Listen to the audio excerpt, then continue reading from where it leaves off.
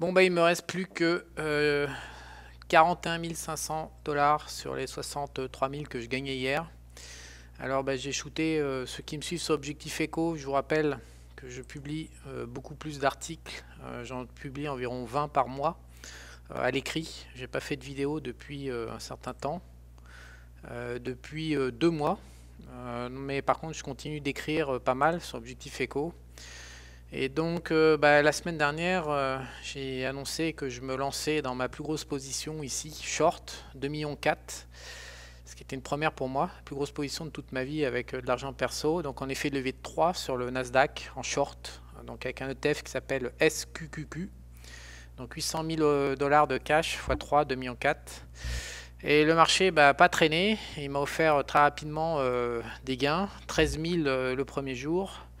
Et puis 65 000 hier à l'ouverture, donc lundi. 70 000 pour être franc, tout en bas là. Et donc hier soir, je gagnais quelque chose comme 65 000. Malheureusement, donc j'ai coupé la moitié, j'ai pris 50%, donc j'ai conservé 1,2 million de position short. Et malheureusement, on est remonté aujourd'hui, donc bah, je l'ai pris en la gueule. Donc, comme vous pouvez le voir sur ma petite vidéo filmée sur mon écran. J'ai perdu 22 000 $ par rapport à hier, donc il me reste 41 500 $. Alors vous allez me dire, c'est pas trop mal, ça fait 5% de gain sur quelques jours pour un compte de 800 000, c'est très correct.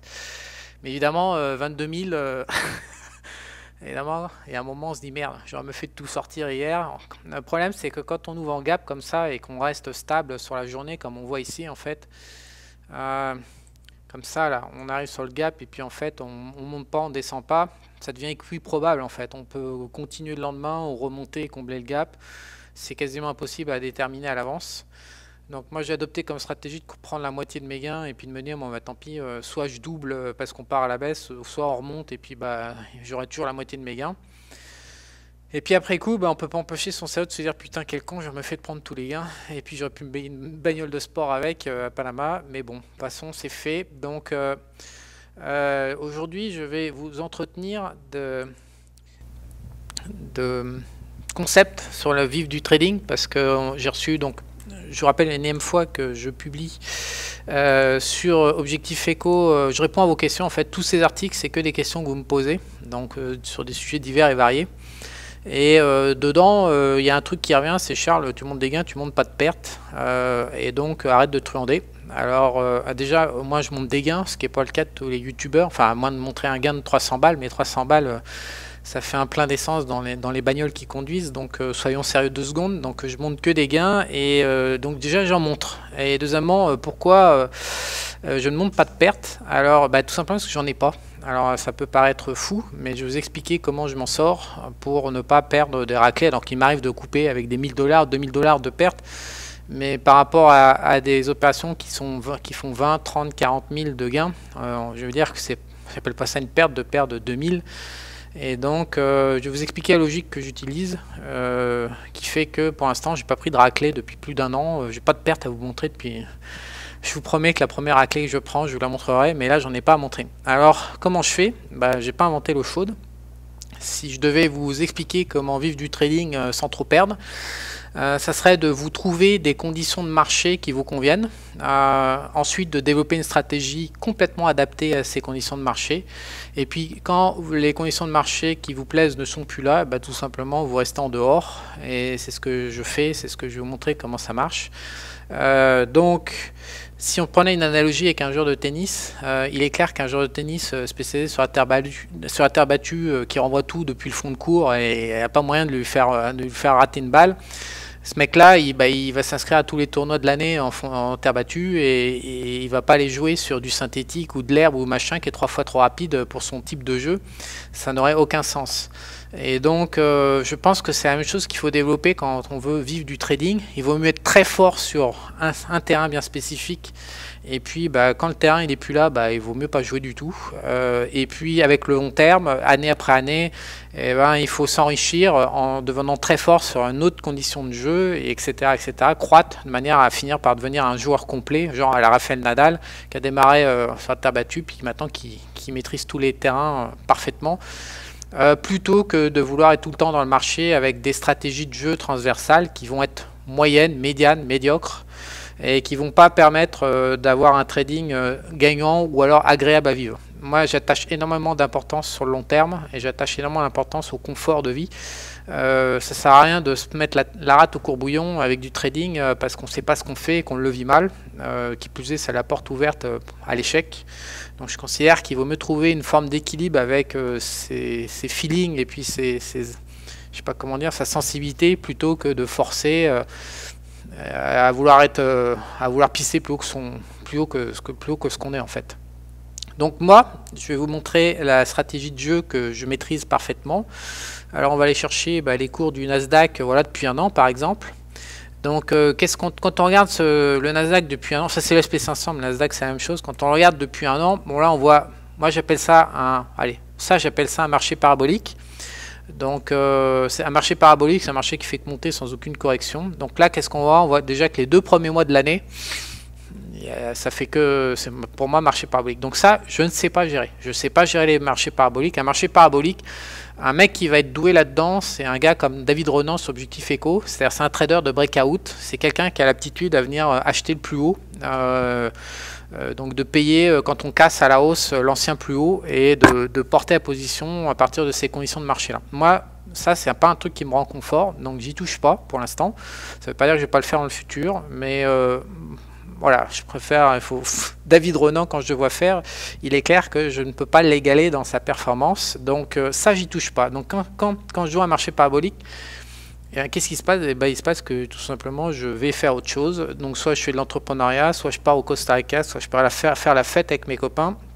Ce sont clairement mon calendrier est généré par les comportements de marché des indices boursiers. Donc quand il y a des marchés qui me plaisent pas, je fais tout ce que je peux pas faire quand il y a des marchés qui me plaisent. Donc ça couvre un large range de ma vie perso à la vie pro.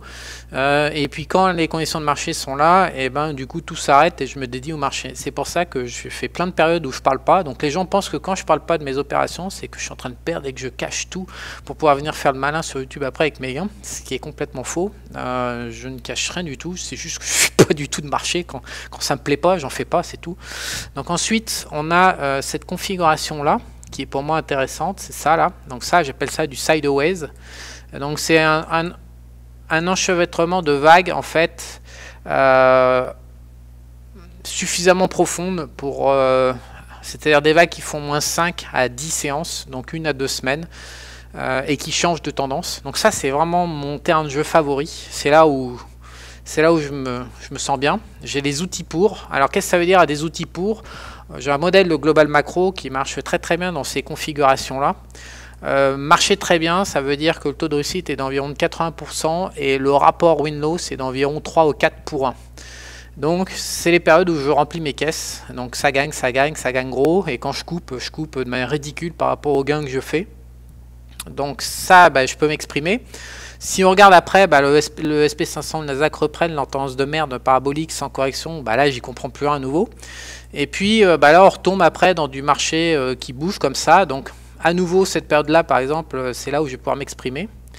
Ensuite on repasse dans de la merdouille sans tendance, où là vraiment je m'essouffle. Alors comment je sais quand on change de tendance et qu'on retrouve une tendance haussière qui ne me convient pas? Tout simplement j'ai un ennui. C'est-à-dire que mon esprit est calibré pour un certain nombre de variations, et quand je ne les vois pas, au bout de 4-5 jours, je m'ennuie. Et donc quand je m'ennuie, je sais que le comportement de marché il est pourri, il n'est pas pour moi, et donc je dégage. Donc voilà, donc ça typiquement, c'est très moyen pour moi aussi, là, un truc con. Ça pour moi, généralement les marchés, je les sépare en 3 types de comportements. J'ai le mien, donc j'appelle ça du sideways, donc je vais faire de l'achat sur repris ou du short sur rebond là-dedans. Il y a le marché parabolique ou tendance très marquée, où là breakout, il n'y a pas assez de repli en fait pour que je puisse attraper le marché en cours de route, donc je suis baisé. Et puis il y a ça, donc ça pour moi c'est du range, donc il faut acheter les extrêmes d'un range et revendre en face, donc ça je sais pas faire non plus.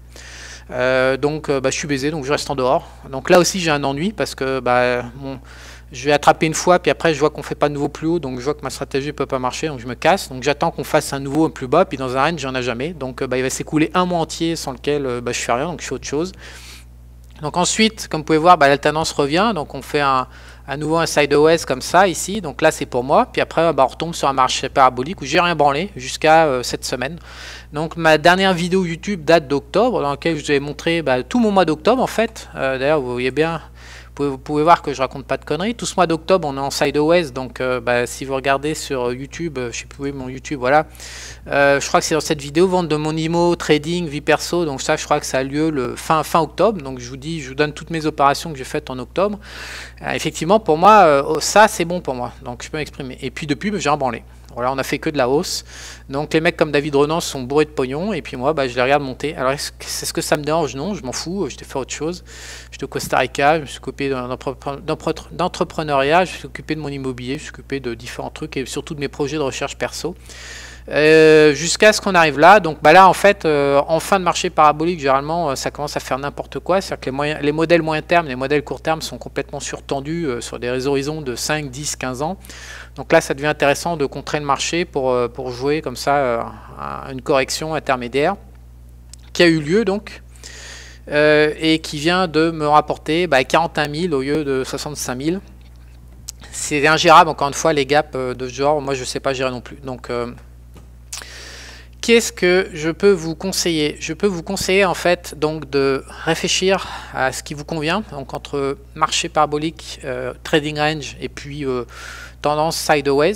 Donc il est clair qu'il n'existe aucune stratégie possible capable de traverser les trois périodes. Donc si vous avez une seule stratégie de jeu, soit vous l'appliquez en permanence du matin au soir, 12 mois sur 12, puis vous passez par les périodes de gains et de pertes. Parce que les mathématiques qui peuvent gagner dans les trading range sont les mathématiques inverses qui gagnent dans les marchés paraboliques ou de trend marqués, donc c'est littéralement impossible. Trouver un indicateur qui vous permet de switcher entre les différentes configurations de marché, les différents comportements. J'ai cherché toute ma vie, j'ai jamais rien trouvé parce qu'en fait il y a un tel retard que c'est pas possible. Les mathématiques, encore une fois, ont certaines limites. Sinon, de toute façon, les traders mathématiques nous auraient collé une raclée finie. Et on voit que c'est pas le cas. Les hedge funds qui sont complètement à base d'intelligence artificielle, ils n'ont pas des durées de vie très longues. Donc clairement, il n'existe pas de mathématiques permettant de gérer ces switches. Donc après, moi, je me repose sur mon feeling de marché. Ça fait 25 ans que je regarde les marchés tous les jours ou presque. Donc, j'écoute mes émotions parce que je pense qu'au fond de nous, on a quand même une certaine forme d'intelligence qui peut battre les ordinateurs. Évidemment, si on va affronter les ordinateurs sur leur terrain de jeu comme les probas, on prendra clé. Mais typiquement, dans le switch de comportement de marché, ça va être un espèce d'ambiance, de feeling et puis de dynamique qu'on va sniffer, mais qu'on ne va pas pouvoir transformer ça en règle. Donc, évidemment, ça ne vous avance pas de savoir qu'il faut utiliser votre feeling pour savoir si vous devez trader ou pas votre comportement. Mais enfin, déjà, la plupart des clients Objectif Eco que je connaisse, ils ne sont pas au clair avec les différentes phases de marché et ce qui leur convient, ce qui ne leur convient pas. Ensuite, se mettre off dès que les conditions de marché sont plus bonnes. Alors ça, il y a une énorme... Alors d'abord, il faut avoir de l'argent, il ne faut pas avoir besoin pour ces frais de vie, il ne faut pas avoir besoin de gagner de l'argent sur les marchés, sinon on a le tic-tac des frais de vie courantes en fait qui avancent, qui montent, qu'il faut payer facture, et de l'autre côté on a des conditions de marché qui ne correspondent pas à notre stratégie et donc ça bug dans le cerveau. Donc d'une manière ou d'une autre, il faut trouver un arbitrage par rapport à cette double équation qui se croise et qui amène beaucoup de traders à perdre. Et puis après, il y a aussi l'idée de se mettre off et de ne pas culpabiliser ou de lâcher prise en fait. Il y a pas mal de gens qui n'arrivent pas à lâcher ce qu'ils sont en train de faire, donc ils ont l'impression soit qu'ils vont rater des opportunités, soit que rien faire c'est pas bien, alors que rien faire sur les marchés c'est extrêmement bien la plupart du temps. Il vaut mieux rien faire exactement ce qu'on sait faire et puis après ne rien faire, c'est pour moi c'est un atout dans son jeu. Donc de pouvoir se permettre psychologiquement de s'autoriser et de pouvoir le réaliser financièrement par rapport à sa vie. C'est vraiment important pour vivre du trading. Et puis après, tendre vers la perfection en maîtrisant tous les terrains de jeu, ça va être un peu mon objectif de cette année. Parce que j'ai développé mon modèle de Global Macro il y a un an. Donc maintenant, il a bien payé, puisque je suis quasiment à plus de 100 000 $ de gains avec. 100 000 $ de gains sur un an, ça paye tous mes frais de vie, alors que j'ai d'autres sources de revenus. Donc pour moi, c'est bien. Et l'idée après, c'est de se transformer en super trader qui maîtrise les différents types de jeux. Donc le breakout, il est clair que je vais appeler mon ami David de Renan pour le triturer, pour essayer de comprendre comment et pourquoi il est fort et pourquoi j'y arrive pas en breakout. Et également, dans les trading range, j'ai toujours une gêne à jouer en trading range parce que c'est la contre-tendance. La contre-tendance, ça offre un bon taux de réussite, mais les ratios win-loss sont dégueulasses, ils sont négatifs généralement. C'est-à-dire que quand on gagne, on va gagner 0,6, 0,7, 0,8, et quand on perd, on va perdre 1. C'est-à-dire que la probabilité de ruine est très forte, puisque moi, de mon point de vue, je considère qu'on tout temps à long terme vers 50%, qui est l'efficience des marchés en taux de réussite. Et donc, si on commence à mettre en place une stratégie de jeu qui a besoin de plus de 50% de taux de réussite pour pouvoir être rentable, ouais, ça me gratte le cul, ça me gratte de partout, ça me fait de l'urticaire. Donc, et puis, je joue également maintenant avec 2 millions de dollars, 2,5 millions de dollars. Donc, faire un truc auquel je crois moyen avec de telles sommes, ça fait quand même des écarts, mais vous l'avez vu aujourd'hui, je repère 22 000, donc je perds l'équivalent d'une bagnole par jour, voire quand il y a un gap, je gagne bientôt plus que d'une bagnole par jour. Donc il y a un moment, faire des stratégies auxquelles je ne crois pas, psychologiquement j'y arrive pas, donc on peut toujours s'amuser avec un petit compte, avec des petits écarts. Sur les gros écarts, je trouve qu'on ne peut plus faire de l'à peu près. Et donc le trading range, je vais délaisser ça pour l'instant. Donc heureusement, il y en a de moins en moins des trading range en ce moment. Sous l'action des banques centrales, les configurations de marché sont quand même beaucoup plus en sideways ou trend. Et donc, mais à terme, il va bien falloir que je trouve une solution dans le trading range également, ou alors que je continue à faire mon système qui consiste à être off. Voilà ce que je peux vous dire, et pourquoi je n'ai pas de perte à vous montrer, et que les gains s'accumulent, et comment je me débrouille pour accumuler les gains, sans tricher également. Vous venez de voir mon compte, voilà. Alors pour finir, deux choses. Le premier, c'est, je vous rappelle que je réponds aux questions par email qui me sont envoyées sur mon email personnel charlesdorber@yahoo.fr. Je réponds dans des éditos. Voilà, donc j'ai passé la barre des 1000 éditos sur Objectif Eco. Donc si vous avez des questions trading ou autres, vous aurez des réponses publiées sur Objectif Eco. Je ne réponds pas par vidéo aux questions qui me sont posées. Je ne trouve pas que le format soit adapté pour répondre à vos questions par vidéo. Donc je fais moins de vidéos que ce que j'écris. Ça, c'est la première réponse, et le pourquoi je publie plus de vidéos, ou pas beaucoup en ce moment. J'ai pas grand chose à vous dire en ce moment en fait. Je suis en train de travailler sur les trucs perso et j'ai pas grand chose à dire sur la finance par vidéo. Par contre, écrire et vous répondre à vos questions, ça c'est sans problème. Comme vous pouvez le voir, je fais 10 ou 15 éditos par mois, tous les mois par rapport à vos emails. La deuxième chose aussi, c'est on me dit pourquoi je ne parle pas du trading sur les secteurs. Alors tout simplement parce que tous les ingrédients que j'utilise en global macro ou ailleurs sur les actions, ce sont des outils que j'ai présentés dans la formation trading sur secteur. Je n'utilise aucun autre ingrédient que tout ce que j'ai dit dans la formation trading sur secteur. Je n'ai rien d'autre à dire. Alors oui, j'ai adapté mon global macro et mon trading action parce que les secteurs d'activité aux États-Unis sont des espèces de produits hybrides en fait entre les indices boursiers et puis les actions. Donc oui, j'ai adapté. Donc ils ne bougent pas de la même manière. Ils ont tendance à rester en tendance beaucoup plus longtemps qu'en global macro. Global macro, ça change beaucoup plus souvent. Et donc moi, j'aime bien les trucs plus dynamiques que le trading sur secteur. Voilà, donc c'est une question de préférence. Mais de là à penser que j'ai de la merde dans ma formation trading secteur et que derrière j'utilise autre chose, c'est totalement faux. Les gens qui me connaissent, et d'ailleurs il y a une semaine, mon groupe est venu me voir et on a fait la fête en Colombie derrière.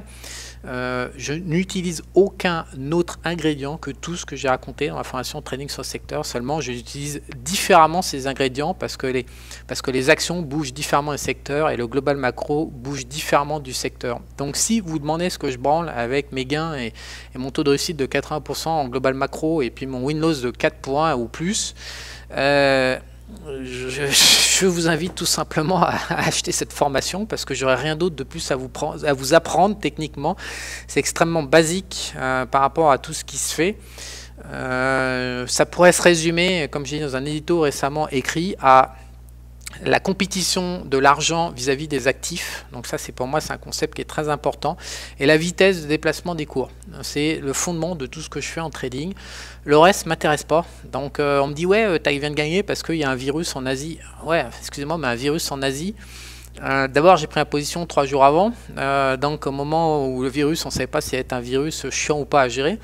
Et alors après, on me dit, ouais, tu as eu de la chance. Ouais, super, ouais. Le marché il est complètement éclaté dans tous les sens. Il y a le grand capital au niveau des actifs qui est en train de faire un énorme swift à l'international, un énorme shift à l'international sur tous les actifs. Et après, on nous sort qu'il y a un virus. Je pense vraiment qu'il faut arrêter de prendre les gens pour des cons avec les news et compagnie. Je pense que voilà, il y a de l'argent disponible en masse sur Terre. Il y a des actifs, il y a une compétition des actifs pour savoir où vont s'investir les capitaux. Et je pense qu'il faut savoir lire ça pour après faire du global macro et trader. Donc c'est ma croyance. Après ça vous plaît pas ou ça vous plaît, je sais pas, ça vous inspire ou ça vous déplaît, mais je trade et je traque ce grand capital à partir de ce qui est dit avec des outils de ranking, avec des outils divers et variés qui sont exposés là-dedans. Je ne fais rien de plus. Donc deuxièmement, je pense que la vitesse de déplacement des cours par rapport au temps, c'est très important. Si un cours se déplace en hésitant, je ne pense pas qu'on puisse le trader de la même manière qu'un cours qui se déplace sans hésiter. Je pense qu'il y a une forme de conviction par les opérateurs. Et si cette conviction n'est pas là, on ne peut pas utiliser les mêmes outils. On ne fait pas de la chasse sur repli dans un marché sans conviction. On va rapidement arriver dans des trucs pas clairs. Et les trucs pas clairs, je ne joue pas. Comme ça, ça me permet de ne pas perdre. Donc pour finir, vivre du trading, j'ai des débutants qui ne comprennent pas en fait, puisqu'ils voient des règles chez un blogueur, ils voient les règles opposées chez un autre, et au final on a une espèce de micmac complètement contradictoire, un peu comme ce qu'on voit dans la nutrition actuellement sur le net. À la différence de la nutrition, même si chaque corps humain peut être différent de son voisin, il y a quand même des règles de base en nutrition qui ne sont pas valides sur les marchés. Les marchés sont vraiment, au minimum, ces trois univers complètement distincts et opposés dans lesquels vous pouvez vous exprimer. Et effectivement, c'est obligé que ce soit contradictoire. D'abord pour plusieurs raisons. Les gens ont plusieurs échelles de temps possibles en fonction de leur taille de capitaux. Donc on a toujours des intérêts divergents et non pas convergents. Donc c'est pour ça d'ailleurs que les marchés cotent avec des achats et des ventes. Chacun a un intérêt complètement opposé à celui du voisin et donc effectivement quand on débute c'est un peu compliqué de comprendre le bordel, comment ça marche, pourquoi lui il veut vendre et lui il veut acheter, puis les deux ils finissent par avoir raison ou tort. D'une manière générale, si vous devez démarrer, vous n'êtes pas au clair avec tout ça, avec tout ce micmac, moi je recommande vraiment de choisir en fonction de vos opérations, un univers dans lequel vous sentez bien, donc qui range, tendance sideways ou marché parabolique, et de vous y cantonner. Et donc évidemment, les règles du jeu que vous allez trouver pour ces trois univers n'ont rien à voir avec celle du voisin. C'est sûr que si vous faites David Ronan, il a un trading, c'est simple, David, on n'est jamais d'accord sur les marchés, on ne pourra jamais être d'accord. David il achète le plus haut, moi je suis jamais en train d'acheter un plus haut et voilà, et donc on ne peut pas se comprendre. Il faut trouver des gens avec qui vous avez comment dire, une sensibilité identique par rapport au jeu, et il est tout à fait possible de gagner dans ces trois catégories différentes. Donc personne n'a tort, personne n'est le meilleur, personne n'a raison. Ça n'a aucun sens quand on connaît les marchés que de jauger, il n'y a que des cons, ou il n'y a pas que des cons, ou il y a que des mecs intelligents. Ça non, il n'y a que des mecs adaptés à leur configuration, et après qui sont capables d'exécuter sur le long terme, et qui s'y tiennent, et qui savent ce qu'ils font. Donc c'est vraiment la juxtaposition, c'est une espèce de millefeuille, les traders et les investisseurs sur les marchés. Et moi je vous recommande vraiment de réfléchir à ce que vous êtes en train de faire, ce que vous aimez. Il faut quand même que ça soit vivable, encore une fois, comme je disais au début de cette vidéo, et de vous y cantonner, et de surtout pas aller faire ce que fait le voisin, même si ça marche mieux que vous par exemple.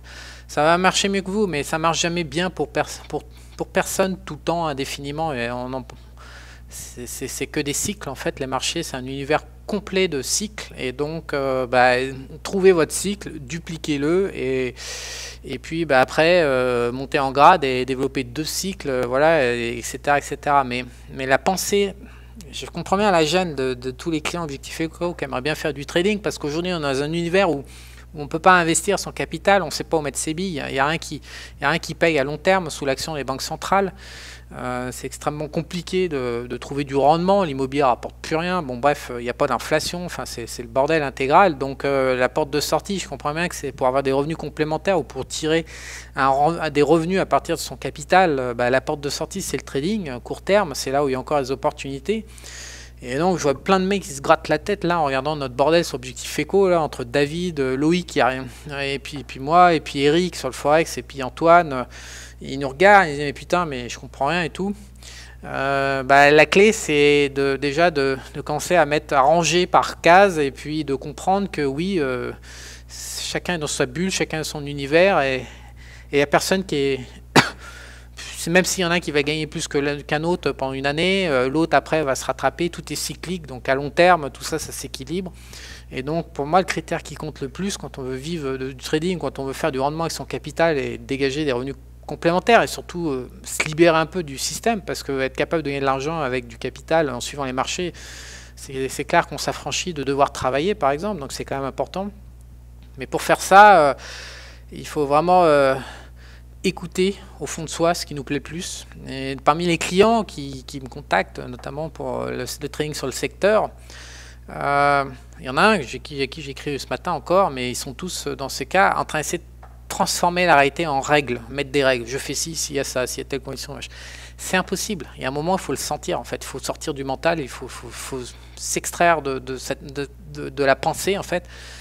Le trading, c'est quand même un jeu qui est un peu complexe et qui exige une intelligence émotionnelle. Et à mon avis, à un moment, la technique, ça ne suffit pas pour vivre du trading. Et c'est ce que ne comprennent pas les gens qui nous regardent. C'est qu'à un moment, il faut de l'intelligence émotionnelle liée au trading et liée à soi, en fait.